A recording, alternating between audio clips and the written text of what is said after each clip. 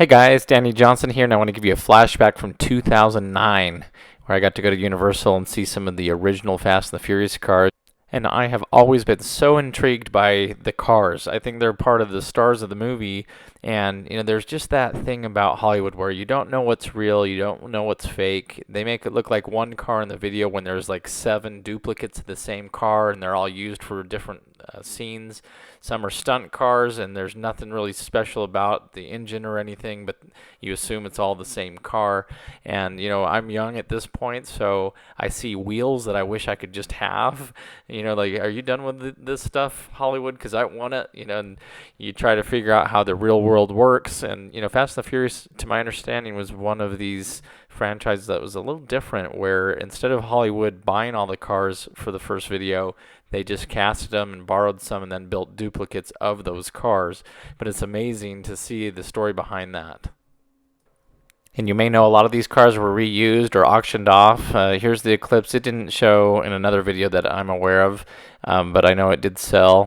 And years later, I did see this Eclipse for sale, and it was auctioned off at some other movie auction. Here's the Skyline that was used in Too Fast, Too Furious that Paul drove. And so I was trying to get close-ups of all the wheels and see the things that were fake and the things that were real. And so it was really cool that they were on display. Not in the best condition here. You can see the tailpipe hanging a little bit and a little crack in the bumper. And that's the reality of Hollywood. They really are just props. Some of the cars are built very nice. And check out Craig Lieberman's channel. He actually did the casting for a lot of these cars and was the technical advisor. Craig tells a lot of really cool stories behind the scene. He had the original Supra. It was yellow, which is why the roll cage ended up being yellow on the original car. They didn't want to go to the hassle of changing that for the video. But he talks about how they built all the other cars after his. Same body kits, made them look identical. And he gives some really cool things. And then Just Driven just made a replica Supra as well. And they were perfect on all the details and made it really nice. So check out that too if you haven't seen it yet. Here's a really cool RX-7, and you just never know what's hiding. I want to know what they have stashed in warehouses that we haven't seen for a long time. Here's the Supra. That was the original Supra, rebranded for Too Fast, Too Furious.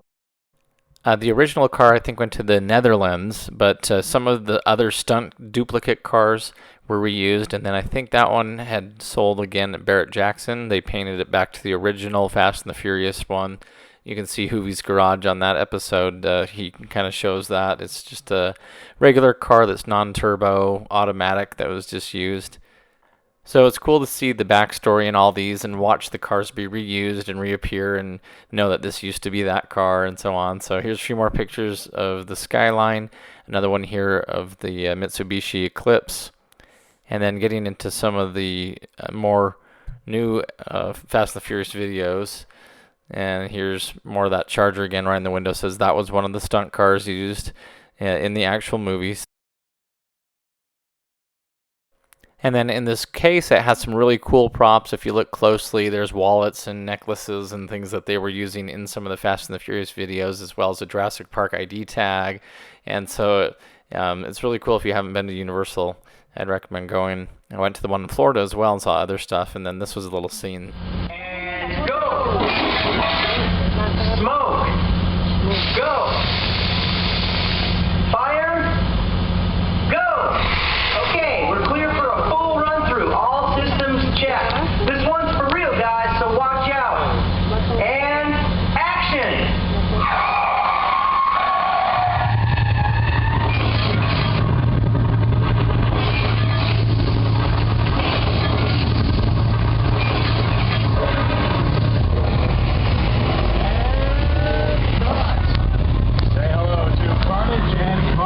Examples of motion control effects.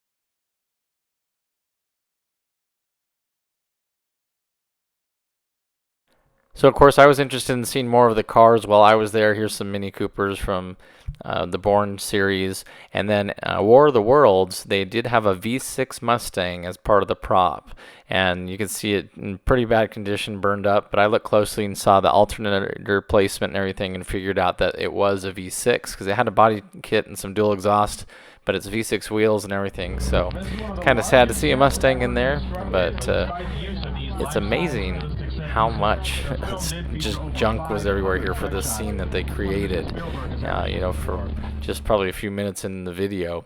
And they had a full airplane that they were talking about getting their hands on, and that was the cheapest way to do it. So Magnum PI's Ferrari, the Jurassic Park Mercedes, so that was cool to see those. I think this one was from Back to the Future. That was Biff's car. Here's a DeLorean as well from Back to the Future. And another shot of that one as we're driving by. And I want to say this Mini was probably Mr. Bean's. Yeah, Mr. Bean's Holiday.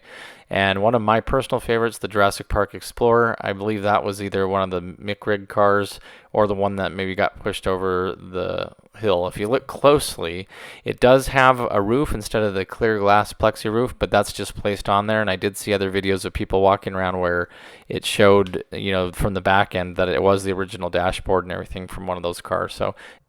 So in this shot, you can see it's really just the front clip of the car, and they added another fake roof to the side. And that's the thing that always intrigues me about Hollywood, is what's real and what's fake. You look at this Charger here, and that supercharger on the front looks fake to me. I don't see a real belt on the front. And in the video, they said that it really only had the real engine in the car in the garage scene when they first showed it. And after that, it was a fake supercharger on top. So those are the really cool things to know. And I love learning about them and seeing and trying to point out things that might not be what they seem. So I also see these parts, and as a young kid back in 2009, I'm like, oh, I just wish I had some of this.